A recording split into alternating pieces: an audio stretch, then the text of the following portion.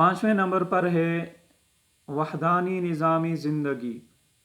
اس نظام کا حاصل یہ ہے کہ اپنی ساری خواہشات، سارے احساسات و جذبات کو مٹا کر اللہ رب العزت کی مرضی، منشا پر راضی ہو کر اپنی زندگی گزارنا۔ جو میرا رب چاہے گا میں اس پر دل و جان سے راضی ہوں۔ مجھے اپنے پروردگار کا اپنے متعلق ہر حکم بسر و چشم قبول ہے۔ میری کوئی خواہش نہیں، کوئی چاہت نہیں، جو میرے رب کی چاہت ہے وہی میری چاہت ہے۔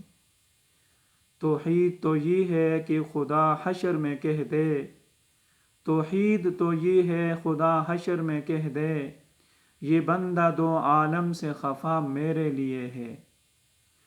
جیسے کسی غلام سے اس کے آقا نے پوچھا آپ کا نام، اس نے کہا جس نام سے آقا پکارے وہی میرا نام۔ آقا نے کہا آپ کا کام، اس نے کہا آقا جو کام میرے ذمے لگائے وہی میرا کام۔ آپ کیا کھائیں گے؟ جو آقا مجھے کھلائے میں وہی کھاؤں گا۔ آپ کیا پئیں گے؟ جو میرا آقا مجھے پلائے گا میں وہی پیوں گا۔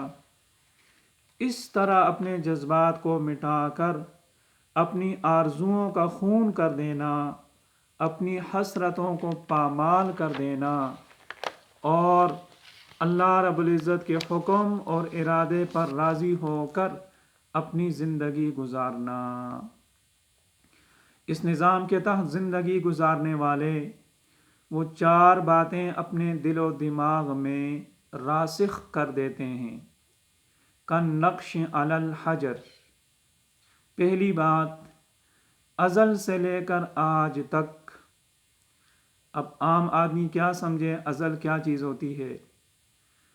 وہ پہلا دن جب آتشی کرنوں والا سورج مشرق سے طلوع ہو کر اپنی کرنیں فضا میں بکھیرنے لگا، اس وقت سے لے کر آج تک آسمان و زمین کے ان چکی کے 2 پارٹوں کے اندر اس دھرتی کے چپے چپے پر جو بھی ہوا، جس کے ساتھ بھی ہوا، جب بھی ہوا، جیسے بھی ہوا، وہ خود بخود نہیں ہوا۔ اللہ رب العزت اس کائنات کے صرف خالق نہیں ہے کہ بنا کر چھوڑ دیا، جیسے چلتی ہے چلتی رہے، جس کے ساتھ جو ہوتا ہے ہوتا رہے۔ نہیں، اللہ رب العزت جیسے خالق ہیں اس کائنات کے، ایسے ہی مالک بھی ہیں، ایسے ہی مدبر بھی ہیں، چلانے والے بھی ہیں۔ تو جس کے ساتھ بھی جو ہوا وہ اللہ رب العزت کے حکم اور ارادے سے ہوا۔ نمبر 2، اس وقت سے لے کر اس آخری دن تک جب سورج مشرق سے طلوع تو ہوگا لیکن اپنا دن کا دورانیہ پورا نہ کر پائے گا، اس دن تک جس کے ساتھ بھی جو ہوگا، جب ہوگا، جیسے ہوگا، وہ بھی خود بخود نہیں ہوگا، وہ بھی اللہ رب العزت کے چاہنے سے ہوگا، اللہ کے حکم اور ارادے سے ہوگا۔ تیسری بات، اللہ رب العزت کی ان گنت مخلوقات میں سے ایک ادنا سا، حقیر سا، فقیر سا، ذلیل سا فرد میں بھی ہوں۔ یہ حقیر اور فقیر ادنا اس لیے کہہ رہا ہوں کہ اگر اللہ رب العزت کی ان گنت مخلوقات کے ساتھ میرا تقابل کیا جائے تو میں مائکرو اسکوپ سے بھی نظر نہیں آؤں گا۔ میری کیا حیثیت ہے؟ تو میرے ساتھ بھی جو ہوگا وہ بھی اللہ رب العزت کے حکم اور ارادے سے ہوگا۔ میں اپنے متعلق اللہ رب العزت کے ہر حکم اور ارادے پر راضی ہوں، چاہے وہ کامیابی کا فیصلہ ہو یا ناکامی کا، موت کا فیصلہ ہو یا زندگی کا، بیماری کا فیصلہ ہو یا صحت کا، جیل کی کال کوٹلی کا فیصلہ ہو یا آزاد فضاؤں میں گھومنے کا، عزت کا فیصلہ ہو یا ذلت کا، نفع کا فیصلہ ہو یا نقصان کا، میں اپنے متعلق اپنے اللہ کے ہر حکم پر راضی ہوں۔ کیوں؟ اپنے نقصان پر تو کوئی بھی راضی نہیں ہوتا، اپنی موت پر تو کوئی بھی راضی نہیں ہوتا، اپنی ذلت پر تو کوئی بھی راضی نہیں ہوتا۔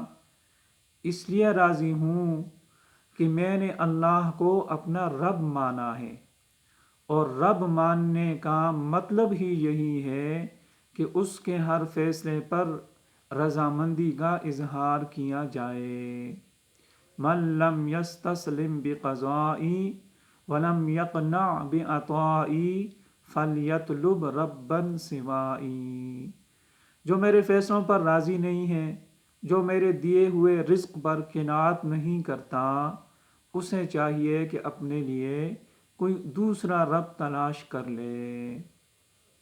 چوتھی بات، اللہ رب العزت سے اتنی دعا ضرور کروں گا، التجا ضرور کروں گا کہ اے اللہ، ایمان دینے کے بعد کفر سے بچانا، ہدایت دینے کے بعد گمراہی کے کاموں سے بچانا، علم دینے کے بعد جہالت کی باتوں سے، جہالت کے کاموں سے بچانا، عزتیں دینے کے بعد ذلت سے بچانا۔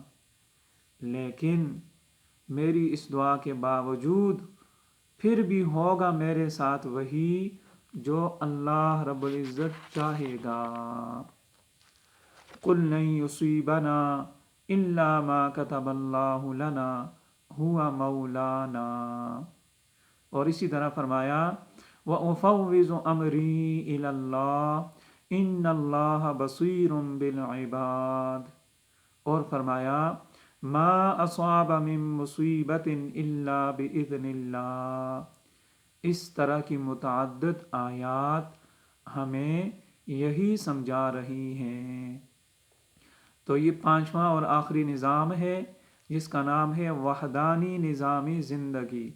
اپنی ساری خواہشات پر چھری پھیر کر اللہ رب العزت کے حکم اور ارادے پر راضی ہو کر زندگی گزارنا۔